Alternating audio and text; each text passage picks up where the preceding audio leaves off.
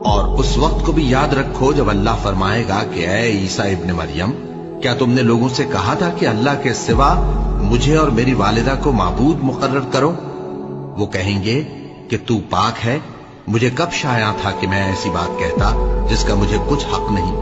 अगर मैंने ऐसा कहा होगा तो तुझको मालूम होगा, क्योंकि जो बात मेरे जी में है तू उसे जानता है, और जो तेरे जी में है उसे मैं नहीं जानता। बेशक तू अल्लामुल गुयूब है। मैंने इनसे कुछ नहीं कहा बजज उसके जिसका तूने मुझे हुक्म दिया, वो ये कि तुम अल्लाह की इबादत करो जो मेरा और तुम्हारा सबका परवरदिगार है, और जब तक मैं उनमें रहा उनके हालात की खबर रखता रहा। फिर जब तूने मुझे दुनिया से उठा लिया तो तू ही उनका निगरां था, और तू हर चीज से खबरदार है। अगर तू उनको अजाब दे तो ये तेरे बंदे हैं, और अगर इन्हें बख्श दे तो तेरी मेहरबानी, इसलिए कि तू ही गालिब है, हिकमत वाला है।